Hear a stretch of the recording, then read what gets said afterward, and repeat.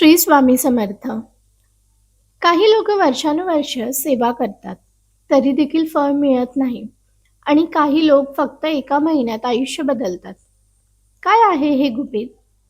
जर तुम्हाला असं वाटत असेल की तुमचं नशीब कोळशासारखं काळं झालंय, अंधार झालाय आयुष्यामध्ये, तर थांबा. या 33 दिवसात त्याचं सोनं करण्याची ताकद तुमच्याच हातात आहे. तुम्ही कधी विचार केलाय का, की काही लोकांच्या आयुष्यात अचानक प्रगती कशी होते? तेच कष्ट, तेच काम, पण यश मात्र त्यांनाच मिळतं.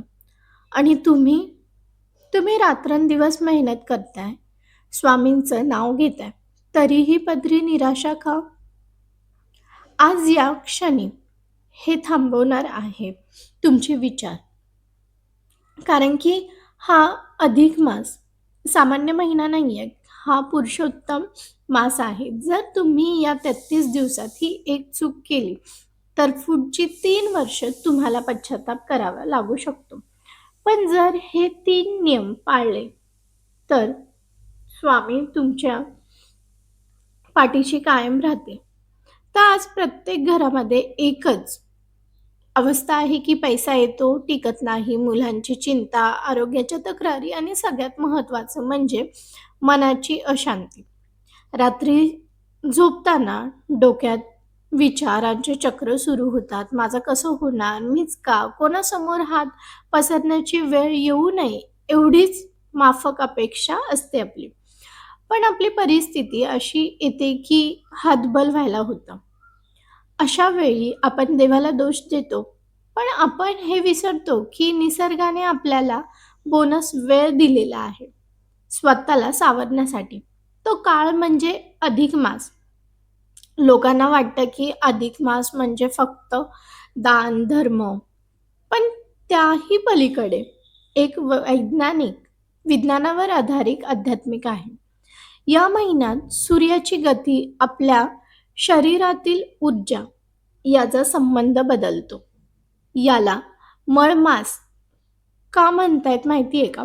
कारण की या महिन्यात आपल्या आयुष्यातील मळ म्हणजेच नकारात्मकता धुवून काढण्यासाठी असतो हा काळ.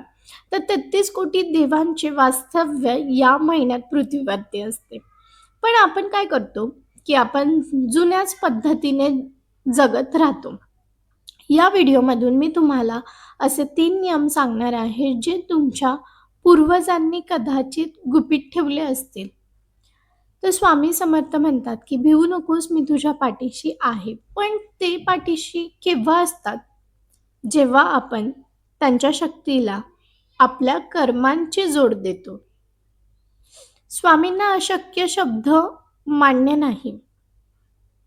कधी अधिक मास हा स्वामींच्या ऊर्जेशी कनेक्टेड होण्याचा महामार्ग आहे. जसं की मोबाईल चार्ज करावा लागतो, तसं या महिन्यात तुमचं नशीब स्वामींच्या नामस्मरणाने चार्ज करा. स्वामींच्या चरित्रात अशा अनेक कथा आहेत, जेथे त्यांनी भक्तांचा काळ बदललाय. हा महिना तुमचा काळ बदलण्याचा आहे असं समजा. त्यामुळे हे काही नियम पाळा. पहिला, सूर्योदय दर्शन. दररोज सूर्योदयापूर्वी उठण्याचा प्रयत्न करा. या काळात वातावरणात प्राणवायू सर्वाधिक असतो, जो मानसिक नैराश्य म्हणजेच डिप्रेशन दूर करण्यास मदत करतो. दुसरा नियम, सात्विक आहार. शक्य असल्यास या 33 दिवसात मांसाहार आणि मद्यपान पूर्णपणे टाळा. जड अन्न टाळल्याने शरीराची शुद्धी होते. तिसरा नियम, मर्यादित भोजन. दिवसातून एकदाच पूर्ण जेवण घेण्याचा प्रयत्न करा किंवा रात्रीचे जेवण हलके ठेवा. यामुळे पचनशक्ती सुधारते आणि उपासनेसाठी ऊर्जा मिळते. चौथा नियम, जमिनीवरती शयन. जर आरोग्याच्या तक्रारी नसतील, तर जमिनीवरती गादी टाकून झोपण्याचा प्रयत्न करा. हे अहंकाराचे विसर्जन आणि शिस्तीचे प्रतीक आहे. पाचवा नियम म्हणजे नैसर्गिक स्नान. गरम पाण्याऐवजी कोमट किंवा थंड पाण्याने स्नान करा, ज्यामुळे शरीरातील आळस निघून जातो. सहावा नियम, मौन काळ.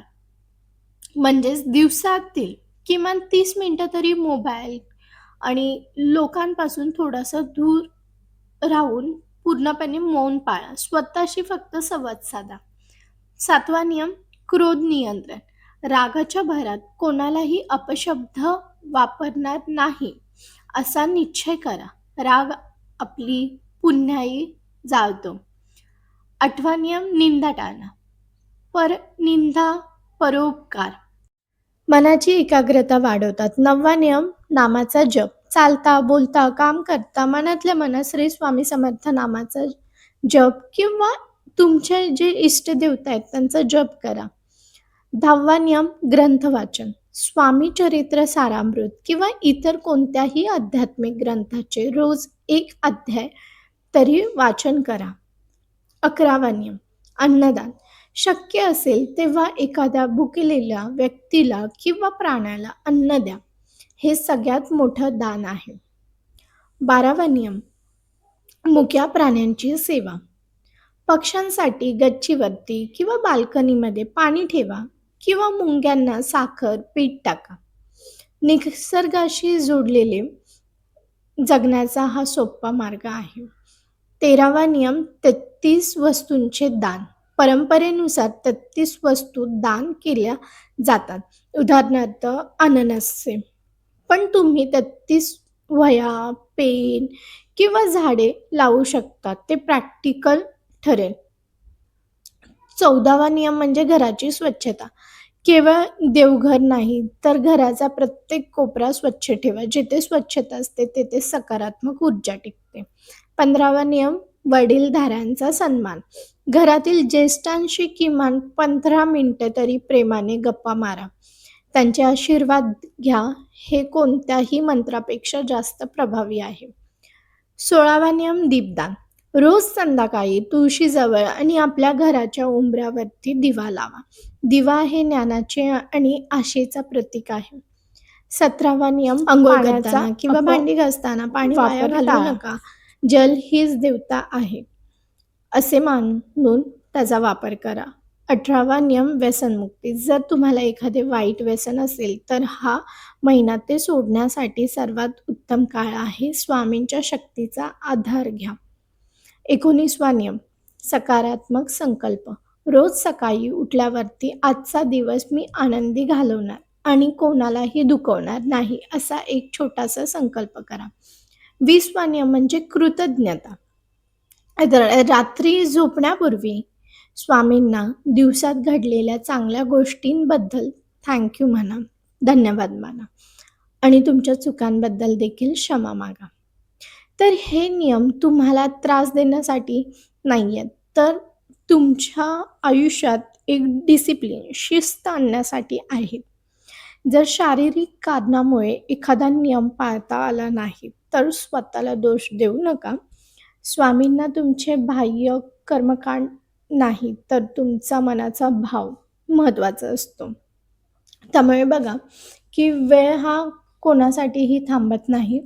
हा महिना येईल आणि निघूनही जाईल, पण तुम्ही पुन्हा त्याच आयुष्यात जाल जिथे संघर्ष आहे. पण एकदा, फक्त एकदा स्वामींवरती विश्वास ठेवून बघा आणि हे करून पहा. चमत्कार हा बाहेर नाही, तो तुमच्या आत घडेल. तुम्हाला मिळणारी मनशांती ही कोणत्याही धनासमान असेल. स्वामी तुमचे डोळे पुसण्यासाठी तयार आहेत. फक्त तुम्ही हात पुढे करा. आयुष्य सुंदर आहे, फक्त त्याला स्वामींच्या भक्तीची जोड हवी. जर तुम्हाला वाटत असेल की या माहितीमुळे कोणाचं तरी भलं होऊ शकतं तर त्यांच्यापर्यंत हा व्हिडिओ नक्की पोचवा. घरामध्ये सकारात्मक आणि शांत वातावरण निर्माण करण्यासाठी काही वस्तू उपयोगी पडू शकतात, तर त्या मी तुम्हाला डिस्क्रिप्शनमध्ये दिलेल्या आहेत, तर ते एकदा तुम्ही पाहून घ्या. आणि जर चॅनलवरती नवीन असाल तर चॅनलला सबस्क्राईब जरूर करा, जेणेकरून अशीच स्वामी सेवेबद्दल तुम्हाला माहिती मिळत राहील. आपण लवकरच भेटूया अशाच काही उपयुक्त माहितीसह. तोपर्यंत श्री स्वामी समर्थ.